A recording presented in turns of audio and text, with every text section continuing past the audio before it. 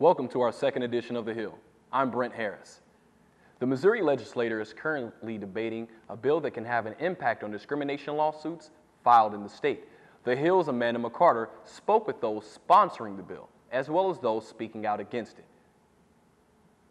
Earlier this month, the Missouri Senate approved a bill that makes it harder for fired employees to sue their employers for discrimination.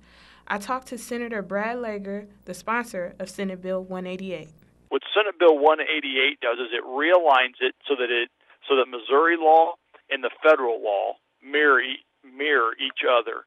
And the reason that's important is because we want both Missouri's employees and Missouri's employers to be treated fairly, whether they're in state court or they're in federal court. But what does that mean for the average Missouri worker? To some, it means that employers can legally discriminate against its employees. What the proposed bills try to do is first exclude individuals from their responsibility in terms of being accountable for discriminatory conduct. The Jefferson City NAACP sees this as a step backwards, a step back towards that post-Jim Crow era that America has managed to push itself out of. It would be the first state, according to my research, that would legalize discrimination in this manner. Senator Lager disagrees, claiming that people who oppose Senate Bill 188 have other reasons. I believe that those who are adamantly opposing it are being given incorrect information by trial lawyers who all they want to do is drive up lawsuits and drive up the cost of doing business in our state. And the reality is, if the legal industry is the strongest industry in a state, it won't be long until you have no other industry left. I'm Amanda McCarter, reporting for The Hill. Senate Bill 188 was passed by the full Senate on March 10th. The bill is now being debated in the Missouri House. Discrimination comes in many forms, and as more and more gay and lesbian students at Lincoln University open up about their sexuality, The Hill wondered whether they face discrimination by their peers. I spoke with a collection of students about their feelings and opinions on openly gay students. 145 years ago, a group of soldiers fought to make Lincoln University a means of equality through education. Today, a new fight for equality at Lincoln has emerged. Like the soldiers, openly gay and lesbian students fight for acceptance and equal treatment from heterosexual students. Seemingly big, bold, and an unlikely character for the gay community, Douglas White explains to me the criticism he receives from male students and how it makes him feel. Don't come near me, or you need to fool with a female. Sometimes I feel a little sad about it, but I just feel sad for them to be judging me like that. With equality seemingly out of focus, one student responds. 22-year-old senior Lamar Graves explains what he thinks about openly gay students at Lincoln University. Some of them are cool. I feel there are a couple individuals on campus that might take some things too far. I've seen males dressed as women. I've seen males get their hair styled as women. You know, people just do things that people look down on, come in their dresses, wearing wigs, dyeing your hair different colors and stuff. Acting almost as a pioneer for lesbian students, freshman T.C. Washington expresses why being lesbian benefits her alternative lifestyle. Being able to express myself because I found like who I was. So I don't really trip off like pretty much what people say for real. Because I'm always be me. I ain't trying to be nobody else. The sacrifice of acceptance and courage that these students provide through their sexuality gives hope that the soldiers' dreams of equality has not been lost at this institution. This is Brent Harris for The Hill. If you're a student at LU and are experiencing discrimination and need someone to talk to, contact Tompkins Health Center mental health counselor Luann Andes at extension 5164. When we come back, we'll take a look at renovations on LU's campus and explore the world of student campus leadership. There is no reason to leave Lincoln University without a degree. Student Support Services is here to help Lincoln students. Student Support Services here at Lincoln University provides a full spectrum of services to help students achieve success. We also provide success coaches where you can sit down 3 times each semester with someone who's fully vested in helping you achieve success. In order to participate in SSS, you must be enrolled at Lincoln University's undergraduate program. You must be a U.S. citizen or have resident alien status, and must meet at least one of the following criteria. You must be a first-generation college student, must meet federal guidelines for low income, or have a documented disability. For more information, go to Dawson Hall's Annex or call 573-681-5974. And remember, there's no reason why anyone should fail at Lincoln University. Thank you. Welcome back to The Hill. The JCTV studio is undergoing a second round of renovations. The Hill's Brent Harris spoke to station personnel to find out how the station is coming along. JCTV is going under new renovations for the new studio. Let's hear what Gloria Enlow, the station manager, has to say about this. In early 2010, we were told by the Buildings and Grounds Department that we were going to undergo a renovation here at JCTV, and they were going to remodel the studio and also our office space, the hallway, the lobby, the foyer. Everything was basically going to be redone. So we knew it was a trade-off. In order to get the renovation done, we were going to have to get rid of the only new set that we had. In the meantime, Chief Engineer Dan Yeager will tell us how the renovations are coming along on JCTV. Well, the new set that we're building out here in the TV studio, we kind of had to come up with a design on it, and we've all worked on that and drawn up our plans and kind of kicked it around to figure out what would work and, you know, how much room we were going to take up. Well, the new set will be done, I'm hopeful, you know, at least for the most part, by midsummer. I mean, it's going to be done where it's going to look pretty nice and be basically physically constructed, but I don't think it'll be fully decorated until late May, June, somewhere in through there. And that's just going to kind of depend on, you know, once we find someone to help us with the decorating and then the cost of materials and all that. And there's always that cost factor there. We are truly anxious for the new renovations at JCTV to be done.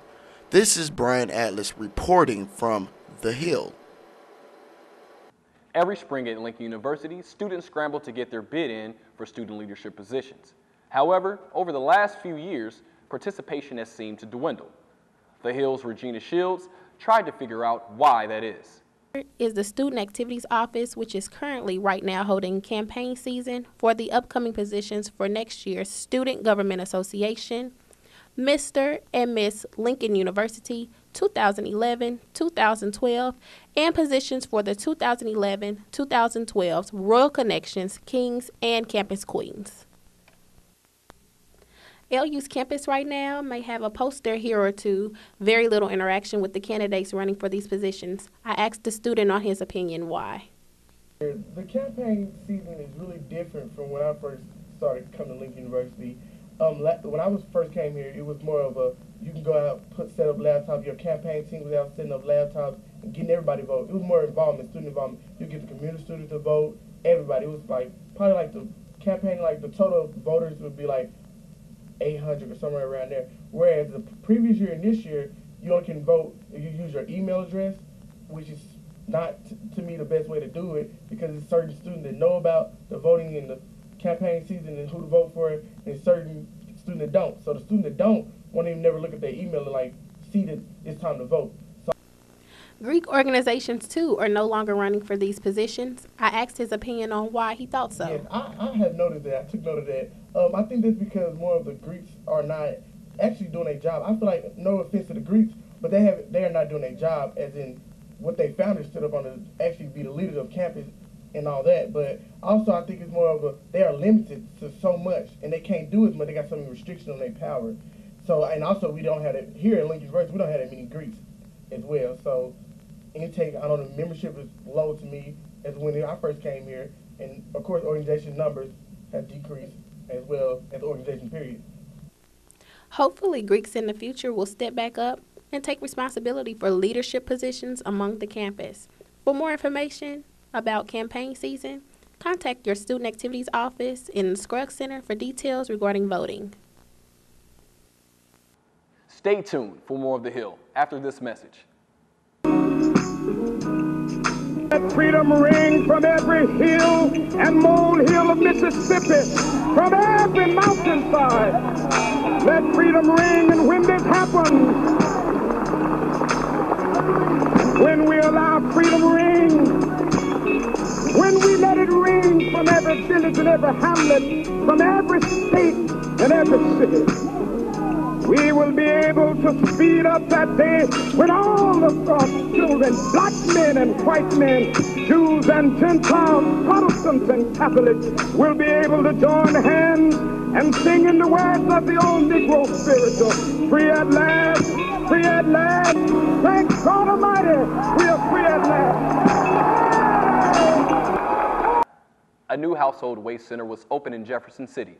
Keandra Rosal, a reporter for The Hill, gives us the details. On March 23rd, Jefferson City opened its first household hazardous waste collection center. Lauren Hershey, the center's project manager, gives us some of the details. It's open from March until October, and then we're closed during the winter, 9 o'clock to 1, and it's by appointment only.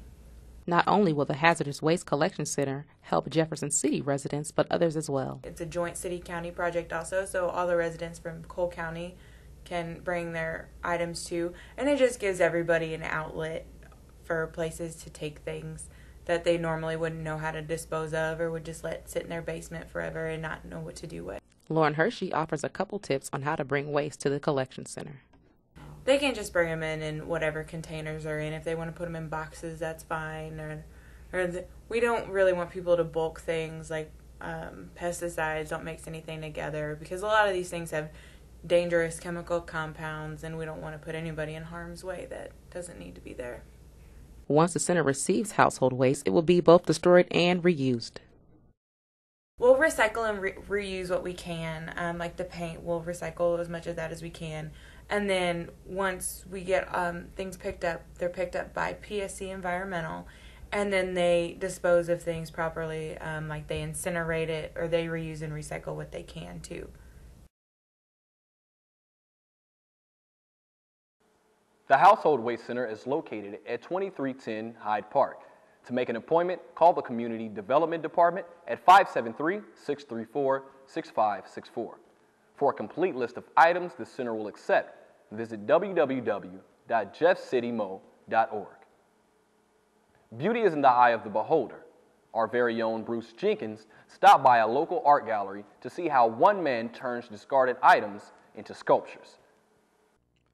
Jim Adams, a Central Missouri native, shares his artwork with the Jefferson City Rosier Art Gallery. This year we happened to go with the theme of three-dimensional art as opposed to art on the wall. So we have this exhibit, which is sculptures, and then the other exhibit this year is wood carving. Adams took up artistry in iron and steel in 2007 after working 24 years in the information technologies field. His goal is to find aspects of beauty and meaning in what is considered scrap and give it a second life as art.